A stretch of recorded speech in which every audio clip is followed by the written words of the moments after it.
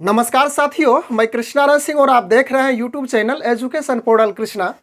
आज हम लोग इस वीडियो की मदद से नगर पालिका के प्रधान यानी कि नगर पालिका के जो हीरो हैं उसके चुनाव, उसके क्रियाकलाप, उसका कार्य क्षेत्र, उनके क्या अधिकार हैं, कितने सालों के लिए चुने जाते हैं, किस प्रकार से चुने जाते हैं, इन महत्वपूर्ण बिंदुओं पर हम लोग चर्चा करने वाले हैं।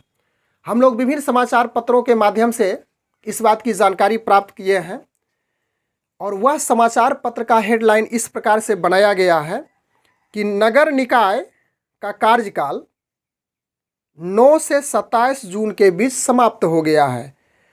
नगर निकाय का चुनाव की जो बात कही गई है वह सितंबर से अक्टूबर महीना में बताई जा रही है और डिप्टी सीएम का ऐलान है कि आयोग से हुई है उनकी बात और उनका कहना है कि अगस्त तक तैयारी पूरी कर ली जाएगी। तो हम लोग इस वीडियो का जो मुख्य फोकस है, मुख्य ध्येय है, उस पर चर्चा करेंगे। यह पेपर कटिंग का था जिसे आप पढ़े ही होंगे। तो चलिए अब जो मुख्य बिंदु है, मुख्य टॉपिक है, उस पर बात कर लेते हैं।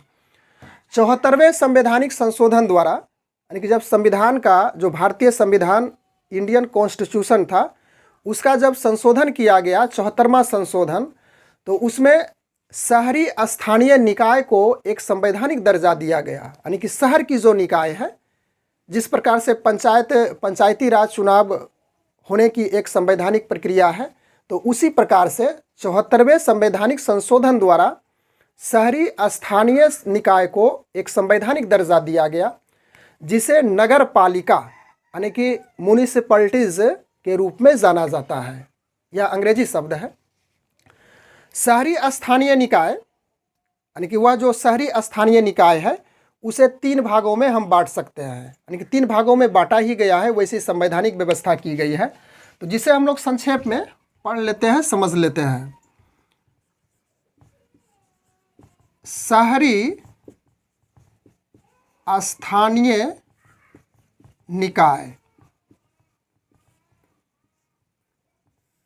इसे 3 भाग में विभाजित किया गया है। पहला भाग है नगर पंचायत। नगर पंचायत, इसका दूसरा भाग है नगर पालिका परिषद और इसका तीसरा पॉइंट है नगर निगम।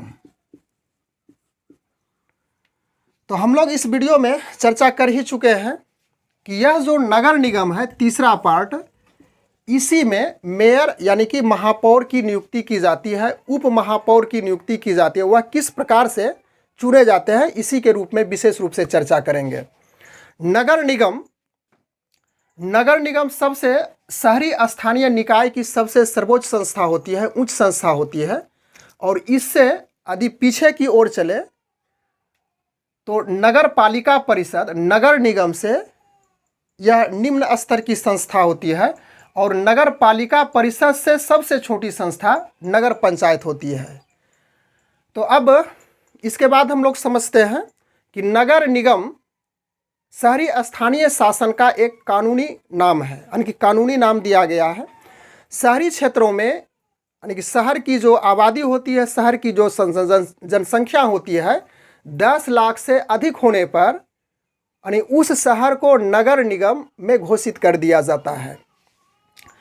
तो नगर निगम में ही महापौर यानी कि मेयर की नियुक्ति की जाती है। तो सबसे पहले हम लोग अधिकार के बारे में समझ लेते हैं संक्षेप में कि वह शहर का पहला नागरिक होता है। मेयर यानी कि महापौर शहर का सुपीरियर व्यक्ति होता है, पहला नागरिक के रूप में जाना जाता है। और दूसरा पॉइंट्स है कि 2 करोड़ रुपया विकास राशि के लिए, यानी कि जिस पार्षद से, जिस वार्ड से वह चुनाव जीतते हैं, तो उस वार्ड के साथ साथ उसका जो विस्तृत क्षेत्र जहां तक होता है, 30 से 40 वार्ड होता है एक शहर में, एक नगर निगम में, तो वहां तक वह 2 करोड़ रुपया जहां पे आवश्यकता होगी वहां खर्च कर सकते हैं मेयर। तीसरा पॉइंट है यानी कि जो मेयर है उनका वेतन, जो कि वेतन कहा जाए, वह मानदेय के रूप में ही तो 30,000 रुपया प्रति महीना के रूप में उसे प्राप्त होता है, जो अपनी सुख सुविधा के लिए इस पैसे का उपयोग करते हैं। चौथा पॉइंट है कि लाल बत्ती वाली गाड़ी का भी वह उपयोग करते हैं कि लाल बत्ती उसे आने जाने के लिए अपने कार्यों के निष्पादन के लिए लाल बत्ती वाली गाड़ी भी अवेलेबल कराई जाती है। और उसके कार्यकाल की बात की जाए तो उसका कार्यकाल 1 साल तक ही निर्धारित किया गया है। अब हम लोग आगे बात कर लेते हैं इसके बाद कि मेयर के लिए प्रत्येक 5 वर्ष में नगर निगम का चुनाव आयोजित किया जाता है, यानी कि नगर निगम का चुनाव प्रत्येक 5 साल के लिए किया जाता है। और इस चुनाव में कई पार्षद, जिसे वार्ड कमिश्नर भी कह सकते हैं, उसी वार्ड में कई पार्षदों का चुनाव किया जाता है। और इन्हीं पार्षदों में से एक पार्षद को 1 वर्ष के लिए मेयर पद पर चुना जाता है। इसके बाद इसका चुनाव का जो प्रोसेस है किस प्रकार से होता है, इसको क्लियरेंस करने के लिए हम लोग ग्राम पंचायत और नगर निगम को दोनों कंपैरिजन करके चलेंगे तो अच्छी तरह से समझ आ जाएगी। तो ग्राम पंचायत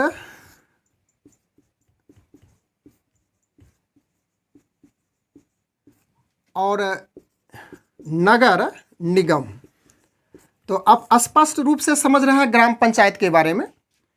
हाल फिलहाल इसका चुनाव संपन्न हुआ ही है।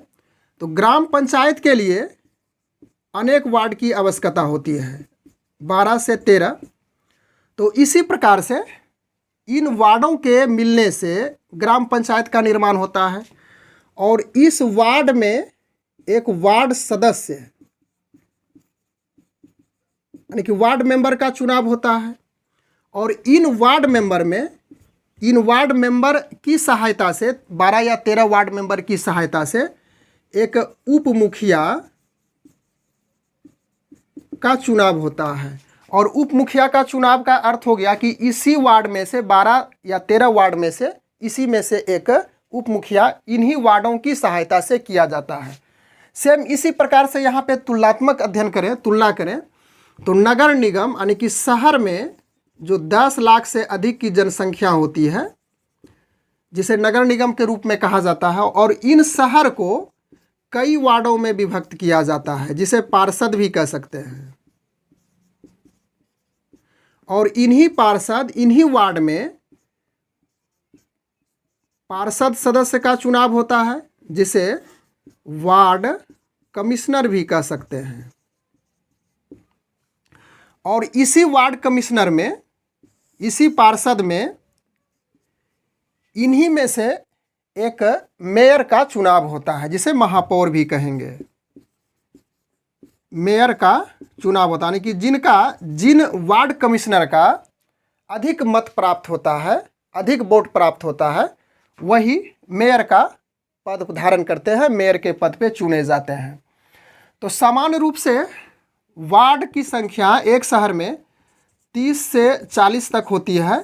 तो इस प्रकार से 30 से 40 वार्ड कमिश्नर का भी चुनाव होता है। और इन्हीं वार्ड कमिश्नर के द्वारा मेयर का भी चुनाव होता है। तो इस प्रकार से तुलनात्मक अध्ययन से काफ़ी स्पष्टता हो गई होगी कि किस प्रकार से मेयर का चुनाव होता है। लेकिन फिलहाल अभी का जो अपडेट है, अभी की जो जानकारी है, इसको भी मैं शेयर करूंगा कि नगर निकाय के इतिहास में, यानी कि जो नगर पालिका है, नगर पालिका में नगर निकाय है, यह पहली बार हो रही है। यानी इसके इतिहास में देखी जाए 120 वर्ष बाद पहली बार ऐसा होगा कि जनता के द्वारा अपने पसंद के, यानी कि अपने इच्छानुसार मेयर और यानी कि डिप्टी मेयर और मेयर का चुनाव करने की बात कही जा रही है। तो निश्चित रूप से जिस प्रकार से वहाँ पे पार्षद की सहायता से मेयर और उप मेयर यानी कि डिप्टी मेयर का चुनाव होता था, तो अब जो पुरानी प्रक्रिया है, पुराना ढांचा है, उसमें कई प्रकार की खामियां देखी गई। यानी कि जो व्यक्ति योग्य होते थे मेयर के लिए, वह पार्षद यानी कि वार्ड कमिश्नर में यदि नहीं जीत पाते थे तो वह वहाँ वंचित हो जाते थे मेयर बनने के लिए। नगर निकाय के इतिहास में पहली बार ऐसा होने जा रहा है। 120 साल के बाद पहली बार ऐसी स्थिति होगी कि मेयर और डिप्टी मेयर का चुनाव जनता सीधे अपने वोट के द्वारा चुनेंगे। इस प्रकार से योग्य और अच्छे व्यक्ति शहर का जो हीरो होता है, शहर का जो प्रधान होता है, वैसे पद पे धारण करेंगे। बस आज के वीडियो में इतना ही। Thanks for watching. Good bye.